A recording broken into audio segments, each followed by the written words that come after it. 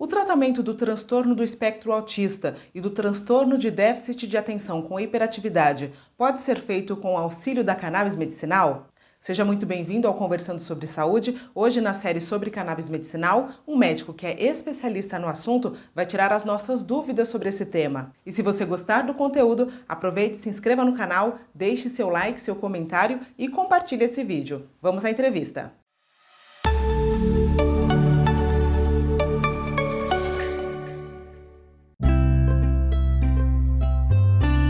Seja bem-vindo ao Conversando sobre Saúde. Hoje nós vamos continuar a série Cannabis Medicinal. Dr. Francinaldo, nosso assunto hoje é o uso da cannabis no tratamento do autismo e do transtorno de déficit de atenção e hiperatividade. Seja muito bem-vindo aqui mais uma vez. Obrigada pela sua participação. Obrigado aos nossos ouvintes. É sempre um grande prazer estar aqui compartilhando essas informações. E neste episódio, claro, de um aspecto muito especial, porque envolve criança, envolve pessoas filhos, né? E com quem os pais têm uns cuidados assim muito grandes. Vale dizer aqui, eu gosto sempre de ressaltar isso, que é graças aos pais de crianças, principalmente as mães de crianças que lutaram bravamente aí, as crianças que sofriam com epilepsia, que hoje nós estamos aí com medicamentos à base de cannabis disponíveis nas farmácias. Então as mães, eu costumo dizer que se você travar qualquer batalha contra as mães, você vai perder. Parabéns a todas as mães, e não é diferente para as crianças que sofrem com autismo e TDAH. Então, o senhor falou de todo esse movimento, inclusive é graças a ele também que a gente tem as principais pesquisas que mostram o efeito da cannabis medicinal no tratamento da epilepsia, e a gente não tem tantas evidências científicas em pesquisas que mostram essa eficácia em outras doenças. Então, eu queria que o senhor falasse um pouquinho a respeito do autismo. Como que hoje a cannabis está sendo usada no tratamento do autismo? Bom, primeiramente é importante a gente frisar, né, que as crianças que têm autismo, TDAH, a gente está falando de uma condição para a qual a gente não tem cura. Então é sempre bom colocar essa perspectiva na mesa quando a gente está falando de tratamento. Outra situação é que essas doenças acometem principalmente crianças, né? Elas são diagnosticadas na primeira infância, usualmente, e a gente sabe que a criança ela tem uma janela de plasticidade que usualmente vai até a puberdade, onde a gente consegue, digamos assim, modelar o cérebro, né, através de tratamentos. E que depois que passa essa fase, fica muito mais difícil você conseguir algum avanço, conseguir algum benefício com qualquer terapia que seja.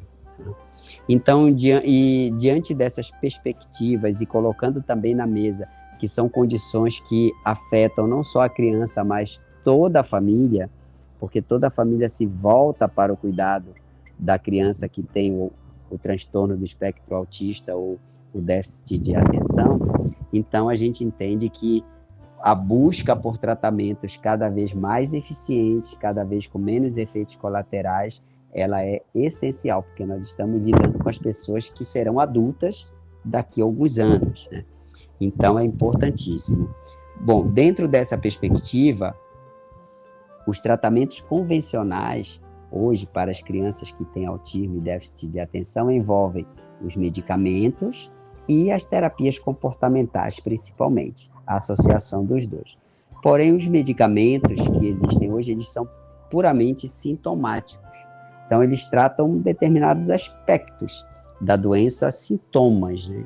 E às custas de muitos efeitos colaterais. Aumento de apetite, irritabilidade, sonolência excessiva, enfim.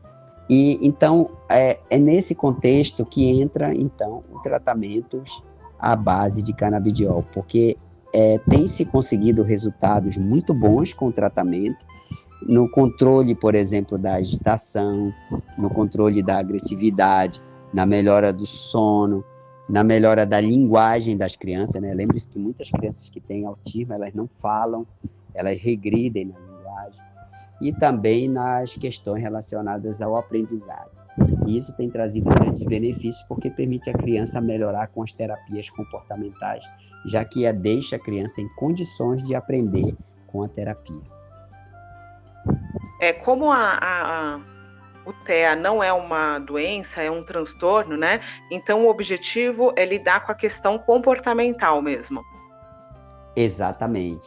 Então são crianças, por exemplo, que elas não têm tanto foco, ou então elas têm o hiperfoco, que a gente chama, elas fixam em uma determinada coisa e ficam só naquilo. São crianças que às vezes têm um comportamento muito opositor, são crianças que se isolam, elas não se socializam com as outras crianças, são crianças que não aprendem ou têm dificuldade de aprendizado, são crianças que elas se desprendem facilmente dos pais, por exemplo, no ambiente público, quer dizer, elas não têm aquele vínculo, né? Então elas saem sozinhas. Então, exige assim um cuidado muito grande, né? Certamente que o controle desse comportamento, a melhora deles, traz uma qualidade de vida enorme, não só para a criança, mas para toda a família. É exatamente isso que eu ia perguntar para o senhor agora. Normalmente, quando você faz esse uso, o que se espera? Bom, hoje tem 3 principais situações que a gente observa que melhora com o uso dos derivados da cannabis. A primeira é na qualidade do sono. Então, são crianças que usualmente dormem pouco, dormem tarde, acordam de madrugada, querem ficar andando pela casa, querem ficar pulando na cama, e isso atrapalha, claro, não só a criança, como o crescimento dela, mas também os pais. Então, essa melhora na qualidade do sono é um benefício muito bom para a criança e para toda a família. Um outro aspecto que se observa é a melhora na fala. Então, são crianças que usualmente têm dificuldade de formar palavras, têm dificuldade de formar sílabas, têm dificuldade grande de se expressar. E isso a gente nota que melhora também com os tratamentos à base de canabidiol. E o terceiro aspecto é a questão da agitação e a falta de atenção. Então, são crianças que não quietam, elas não se concentram numa atividade, não prestam atenção naquilo que não é do interesse delas. E essa melhora nisso, quer dizer, a criança fica mais focada, fica mais colaborativa, fica mais centrada, começa a se socializar. Essa melhora também a gente observa. Outras coisas também que a gente acaba observando, embora não seja tão frequente, é a melhora do apetite, por exemplo. Algumas crianças que têm muita seletividade alimentar, então elas passam a comer mais. E outras crianças também melhoram também na questão da agressividade, que algumas crianças acabam se tornando agressivas, machucam os colegas ou se machucam. Então isso também a gente observa uma certa melhora também com o tratamento. Essa questão da agressividade e da falta de apetite, ela é uma característica comum também no TDAH ou não? Sim, também a gente observa com bastante frequência. Felizmente não é frequente em todas as crianças, é uma condição um pouco mais rara, mas que quando ela está presente costuma causar grandes transtornos, porque às vezes a criança machuca o colega na escola. Claro que ela não está fazendo isso porque ela quer, mas acaba acontecendo. Às vezes os pais são chamados, às vezes tem que tirar a criança da escola.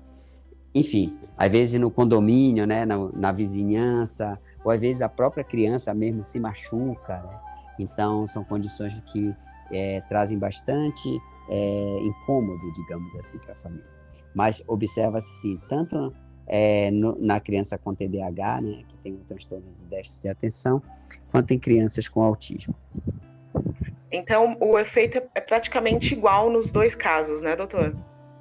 Exatamente. Eu costumo falar que o nosso sistema endocannabinoide, né, que a gente tem, onde atuam essas substâncias, ele é um regulador dos outros sistemas. Então, por exemplo, se uma pessoa normal, considerado normal, né, tomar o medicamento, comigo não vai acontecer nada, porque o meu sistema já está regulado. Então, tomar ou não tomar não vai fazer diferença para quem tem o sistema regulado. Agora, para uma pessoa que está com aquele sistema desregulado, como nas epilepsias, como no autismo, como no Alzheimer, como no Parkinson, em várias outras situações que a gente já comentou por aqui, aí você observa como se o sistema fosse trazido para o normal dele, ou pelo menos uma tentativa de que isso aconteça, né? Então, é bem interessante esse mecanismo do sistema endocannabinoide por conta disso. Então, por mais que os distúrbios sejam diferentes, mas eles precisam ser regulados, eles precisam ser normalizados do sistema. Então, o medicamento, até onde a gente sabe, né, onde a gente tem de conhecimento, ele faz esse papel. Ele regula o que está desregulado. E o senhor já falou aqui na série, a gente estava falando de outro problema, mas a gente acabou caindo nesse assunto também, do autismo e do TDAH, a respeito da piora de alguns sintomas, né? Não sei se a gente pode chamar de sintomas, mas de algumas condições, né? Quando isso acontece, quem que observa isso e quem que determina se você deve continuar usando ou não? É o medicamento, é o médico junto com a família? Exatamente, né? Existe uma curva de resposta no tratamento que a gente chama de curva em U, né? Então, com baixa dose, você às vezes observa um efeito inverso do remédio, e quando você aumenta a dose, então a criança melhora muitas vezes. E se você continuar aumentando muito a dose, ela volta a piorar. Isso costuma acontecer com uma certa frequência. Eu, por exemplo, costumo avisar, né, os pais das crianças, olha, pode ser que no começo do tratamento ele piore, e depois que a gente aumentar a dose, ele vai melhorando. Claro que os pais ficam ansiosos, ficam preocupados, porque, poxa, meu filho veio aqui, agora ele está pior, ele está mais agitado, ele está dormindo menos, mas a gente já sabe desse efeito, dessa característica farmacológica, então a gente já orienta os pais. Eu posso te dizer que hoje eu só tive 2 pais que optaram por encerrar o tratamento diante dessa situação. Os demais, que é a grande maioria, entendem isso, passam por essa etapa quando ela acontece e depois começam a usufruir dos benefícios, né, junto com a criança, claro. Mas essa decisão é sempre tomada em conjunto com a família e é sempre uma decisão muito esclarecida, muito centrada no que a terapia pode fornecer. E aí, para a pessoa ter acesso, ela deve pedir para o neuropediatra esclarecer melhor sobre esse tratamento, tirar todas as dúvidas. Exatamente, né? Toda aquisição de qualquer medicamento, isso eu estou falando não só dos derivados da cannabis, mas os medicamentos de uma forma geral, tem que ser feito com orientação e documentação médica, tanto por causa da dosagem, da quantidade, quanto pelo acompanhamento e ajuste de dose durante o tratamento. Então, quem tiver na dúvida, procure o médico, converse com ele. Vale dizer que nem todos os colegas acabam prescrevendo, acabam se sentindo à vontade, então muitas vezes eles não se sentem à vontade, mas você busca um médico que conheça a terapia, busca um médico que prescreva, claro. Isso não quer dizer que ele vai prescrever para você só porque você quer que ele prescreva, mas havendo a indicação, havendo a possibilidade de benefícios, certamente que o medicamento será prescrito, e com a documentação médica adequada, você então se dirige a uma farmácia, ou importa, ou alguma associação que produz, e você vai receber o medicamento para poder fazer o tratamento. E olha, doutor, eu achei muito interessante esse esclarecimento que o senhor fez, porque eu acompanho muito grupos de autistas, né? E as famílias, elas têm muita dúvida. E esse relato que o senhor falou, para mim não adiantou nada, a criança piorou. Então, quer dizer, isso já é um efeito esperado, né? Eu nunca tinha ouvido essa informação. E eu acho que é importante para os pais também, eles terem essa consciência, né? E saber que aquilo pode ser passageiro ou não, porque cada organismo reage de uma maneira, né? Exatamente. Então, na grande maioria é passageiro e resolve com ajuste de dose. Caso não resolva, pode acontecer, aí é questão de rever o tratamento. Às vezes envolve trocar de produto, né? Porque às vezes você pode estar usando um produto que é o CBD isolado, e aí você tem que partir para um full spectrum, por exemplo, ou adicionar um pouco de THC, embora isso não seja algo ainda que se faça comumente em crianças, mas dependendo da situação, principalmente em situações de agressividade, então a criança está se machucando ou está machucando os outros colegas, ou às vezes até os pais. Então, às vezes é necessário você, digamos assim, agir de uma forma um pouco mais contundente no tratamento para poder acalmar essa criança, tranquilizar essa família, e depois você ajusta as doses ao longo do caminho. certamente que só com acompanhamento médico que isso é possível, porque senão na primeira tomada, na primeira dose, a pessoa já desiste se ela não tiver segura dos efeitos que podem acontecer e principalmente dos benefícios que virão. Então, depois da tempestade vem a bonança, né? Então, a gente passa por um período ruim para depois vir um período bom.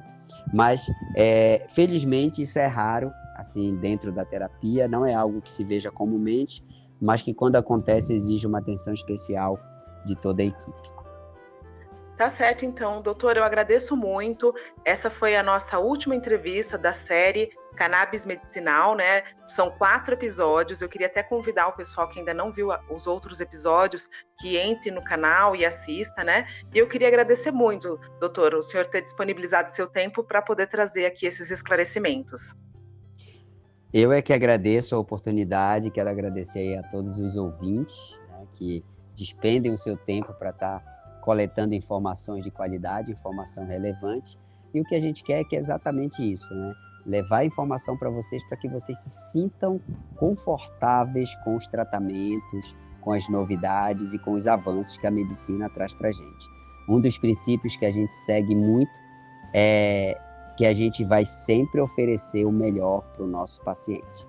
E se o melhor for a terapia canabinoide, se for uma cirurgia, se for um tratamento qualquer, é isso que vai ser ofertado, porque é nisso que a ética médica se baseia. Obrigado mais uma vez pela oportunidade e vamos juntos aí, todos nós temos saúde e qualidade de vida.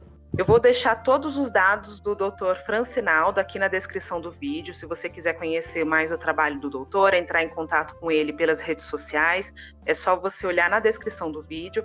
Muito obrigada pela sua participação aqui no Conversando sobre Saúde. E você acompanhou aí a entrevista com o neurocirurgião Francinaldo Lobato Gomes, que é especialista em cannabis medicinal.